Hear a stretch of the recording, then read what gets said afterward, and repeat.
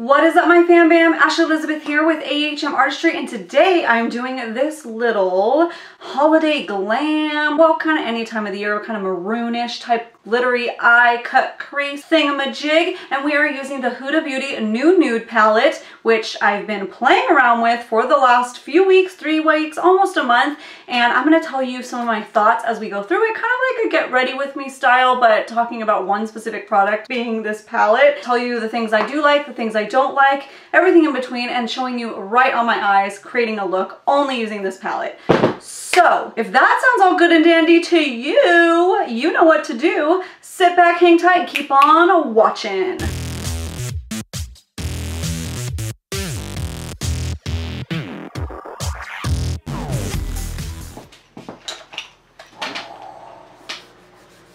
I'm excited. Okay, let's start off with eye primer. I'm going to use the Smashbox 24/7 Shadow Primer today, and the reason why I'm using this is because that's when I'm using it to set the glitter. I usually go with the Frankie Rose I Promise eye primer, but then I couldn't find it, and then I just found it in front of my face, and I'm already committed to this one. Plus, then it makes it so you guys don't have to do like multiple steps and everything. This is just a basic clear primer. As you already see, my whole face makeup is done, as well as my eyebrows.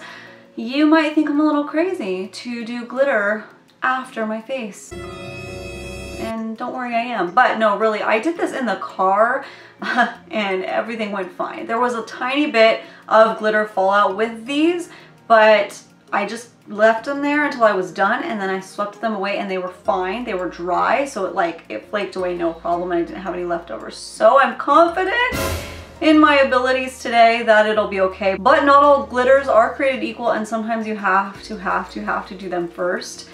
Do whatever you're comfortable with though. If you're playing with these for the first time, do your eye makeup first and then your face makeup. Don't be crazy like me until you get used to playing with these particular ones. There I go, over explaining again. So save this if you're using this. We're going to be using it later too. Now, going in with the New Nude palette, I'm going to go in with Bare, which is the lightest shade in the palette. Now, I only like to set my brow bones. The reason for that is it helps the colors to stick better to the primers, but then this creates like that little area of blend, so it doesn't stick too much to that blended area. Now the transition shade that I'm going to start off with is this one right here called Tickle. It's a nice warm pinkish brownish. Everything in the palette has a pink undertone. And we're going to start with that right on the crease, kind of tap it on, and then sweep. So let's start talking about my long-term review of this palette. I've been using it for a few weeks now. And you guys, I really am enjoying it. It's a beautiful palette as long as you like pink tones. It is so pretty. However, I did do an orangey look using this play. I really built up that color, and it was like a very light corally orange, really pretty. And then I did Crave with that, and I think I might have done Infatuation. I made like a brownie nude look, like this one here, that one, and I think that one, and it was so pretty. The only shade I haven't really dipped into yet is Kinky. Maybe we'll use it today. I'm really enjoying it. It's really pretty. Every look that I've gotten from it, I'm like, ah, this is gorgeous. This is beautiful. Fairly easy to work with. A couple of the lighter shades you can build up. So it's nice to start out light and then work your way up. Let me know down in the comments if you've picked this up yet, if it's something that you still are on the fence about, or if you're not interested in it at all. Let's talk about it. It does dust up on the pan a little bit, and as you can see, the concealed shade is already getting quite dirty, and quite frankly, I forget about it. More on that later. I don't love the price point, but it's pretty unique. Until somebody comes out with that and a cheaper one, I guess I can't really comment on that.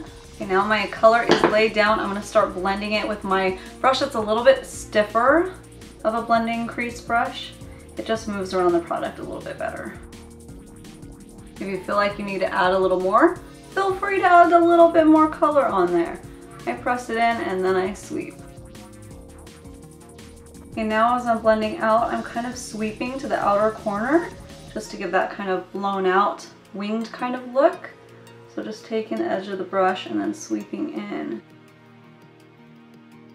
Now I always like to soften the transition shade one step further, so I'm going to go in with Bare, that lightest shade that we started with, and very gently place it right underneath the brow, bringing it down, back over here to the tail, and then right in here in the inner part of the eye.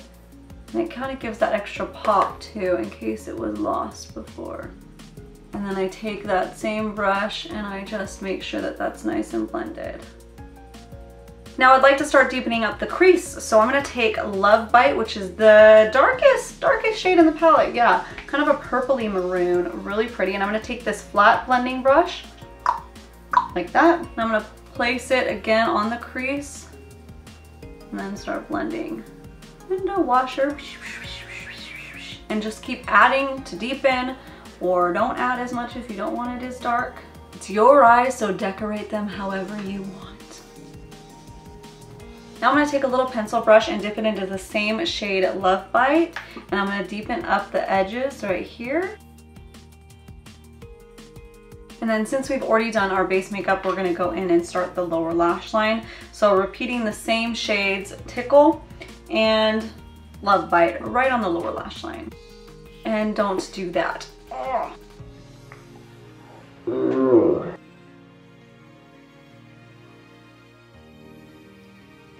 Take a little blending brush and just make sure that is all blended out on the lower lash line. Now it's time to cut that crease, cut that crease. Now it's time to do that. Let's talk about this for a second. So these glitters are gorgeous. They are amazing. If you follow me on Snapchat and Instagram, then you probably saw my stories where I did this look. No, I used the Infatuated glitter, this one right here, and it looked gorgeous. I was so excited. You can totally see those little greenish kind of glittery flakes in it, in the sunlight especially. But after, I want to say about 5 or 6 hours, I had a major crease, major. I have video, so I'll pop it up here in case you missed it. So that was really sad. I did go in pretty heavy-handed. That day I used the Too Faced glitter glue. So I was like, scrap that. Let's start trying different primers out and seeing what works best. I can't use a Frankie Rose Pot primer because that is too thick. So I used the Smashbox 24-hour shadow primer, and that one seemed to work pretty well. I just go in with a really light hand, not too much, and then it was okay. I was sitting there thinking like, what else could I try to use to get the glitter to stick without it creasing? Because those are like, I mean, Too Faced glitter glue pretty much always works. I remembered that the concealed shade was in here that I haven't touched since at all. So I tried using that. It didn't work that well. This still worked a little bit better. So I have to test this one out and see how it works as a primer, because I think I maybe used it one time and I honestly can't remember how I felt about it. But I want to show you guys too. I have used this glitter shade 2 or 3 times. Like aggressively, granted, like a full cut crease, and I do see that. I hit pan. So I don't know how long these glitters would last if you were using it consistently, like the same shades. That's interesting. We'll see if I hit pan today on that one. I've used that shade, I think twice now, once or twice. So something to take into consideration too. And even the regular shades, like the Bear, I use the most. That one's starting to get a little divot in the middle. So yeah, not probably gonna be the longest lasting palette. Anyways, let's go back to cutting that crease. I kind of, since I got that creasing, I want to use the Kinky shade as a base and then go in with this one. So hopefully that'll work out. So I will cut the crease with a concealer, put on the Kinky, and then I'll go in with the primer and glitter. Hopefully that'll work out. Trying something different. Trying something different today. All right, I got my Urban Decay All Nighter Concealer. This one dries really nice. It's not too wet. So I'm gonna pop that on the back of my hand. If you watch my videos, you know the drill. This ain't no new news to you. And I'm gonna take my little tiny itty bitty concealer brush from BH Cosmetics. I'm gonna cut that crease.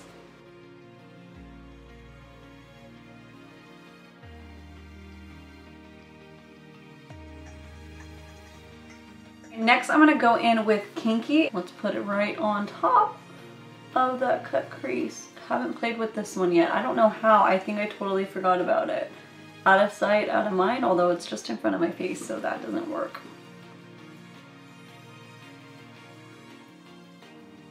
Really pretty, but I'm finding that I do have to like build up this a lot, like really pack it on. Okay, I'm gonna go do my other eye real quick and then we will glitterify. Oh, glitterfy. apply my eye. See what I did there? See it? So I don't know if you can see it, but I got a little tiny bit of fallout with that shade. Take note of that. Mostly seeping away okay, but I do have a little bit on there.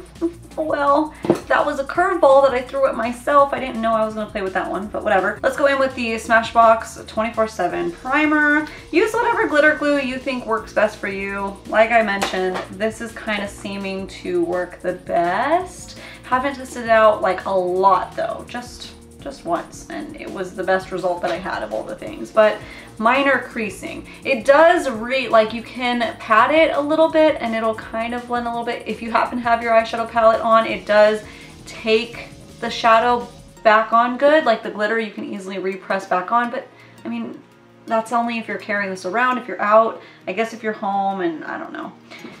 It reapplies, just I don't know if it's handy to have this hanging around your purse or whatever. So I'm gonna just do the same thing. I don't know how much of that base it's gonna get taken away. Yeah, so that was completely pointless what I did. Don't do that because it's all coming off. So that wasn't what I wanted, now was it? Okay, so what I do when I pick up this is I kind of scrape it a little bit and then I press it onto the brush. Like that. If you just swipe it, it doesn't come off that opaque on the brush. It's just little flecks. And then I press it on to the primed area. Oh yeah, I'm gonna use a lot of this. Wow, okay, the glitters will not last very long at all. So just going in and very gently pressing it until you get the opaqueness that you want. So pretty though. Okay, I'm working in sections with the primer. Now I'm gonna put it on the rest of the lid. Don't even bother doing kinky first or laying anything else down because your glitter glue or primer might just pick it right up anyways. So this is gorgeous, but I'm kind of crying over here because I just hit pan on this. This has to be only the third, do you see that right there? This has to be the like third time that I've used it. I just don't see how it'll last. I guess, okay, so if that's 3 times, then maybe like, I would say 8 times you'd be able to use it. I better be careful with how many more looks that I do. Now I'm sad because I'm literally just at home the rest of the day, just hanging out, and I better document the proof that I did this. All right, other eye is done. I'm gonna leave the glitter for now, because like I mentioned at the beginning again, I gotta let it make sure it's completely dry and then sweep it away, because I feel like there's something in that glitter, obviously, to make it press in there, like some kind of weird gel suspension. Are we in the future? Yes, we are. And I'm gonna do my liner and I'm gonna wing it out, okay? So come and wing it with me.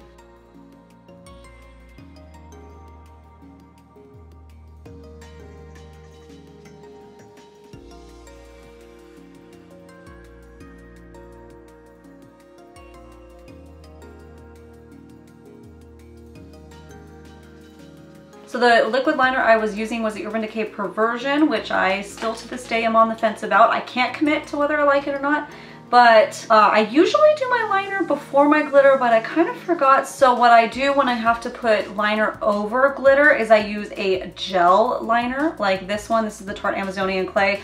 Don't love this one, but it's what I have. And you know what? I'm using it with this little My Little Pony brush from ColourPop, and it's actually working a lot better than some of my other more high-end brushes do with this one. So maybe it was just the wrong brush I've been using all this time. And then I go over where I need it to go on top of the glitter. So I already did this side so you can see. So I'm just going right over on top. I think it just pushes the glitter out of the way a little bit better. You'll get a little bit of flaking, but we're sweeping all that away anyways.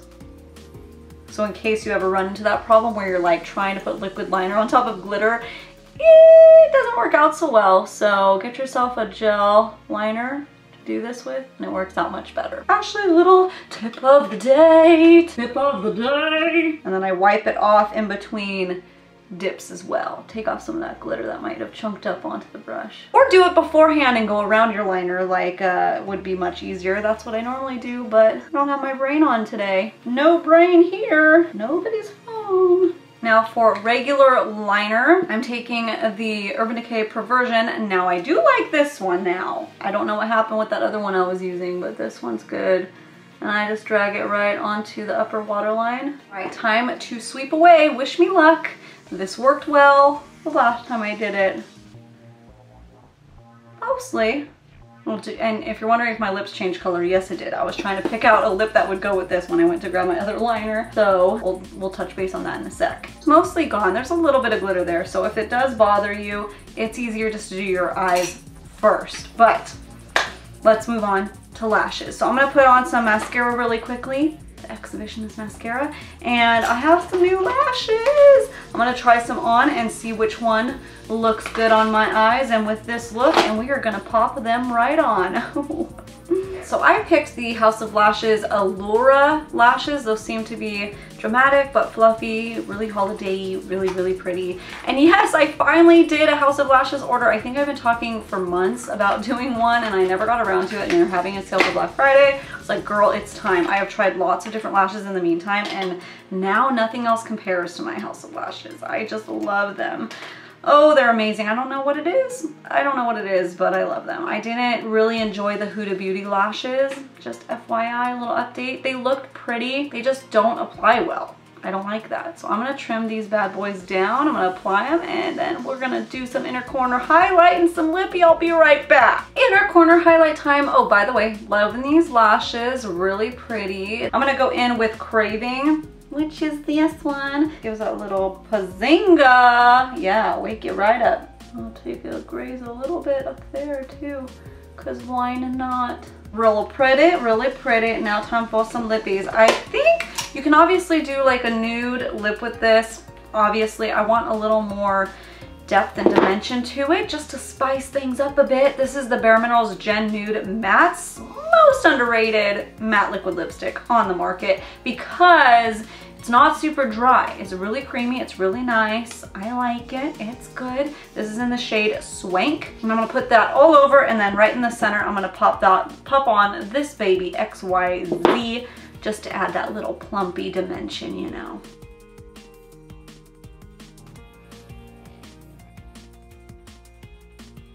Okay, there she is. There's the little looky poo poo. Insert up close dramatic shots here. That's what we're gonna do.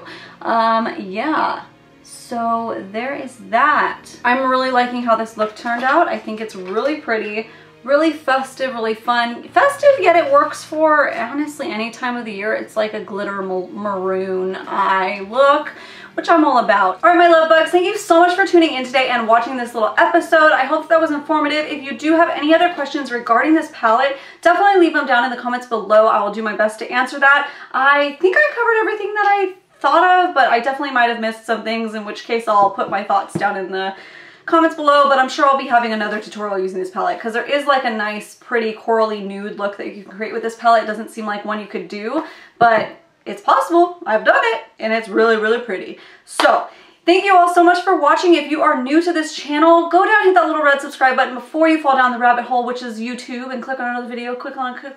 That way you know when I post new uploads, which is at least 3 times a week. Thank you all so much for watching, and I hope you're having a good holiday season, or whatever time of year you're watching this. I hope you're just having a good time. And don't forget to have a great, freaking awesome, wonderful, happy, lovely, ho ho ho, boop beep boop boop day.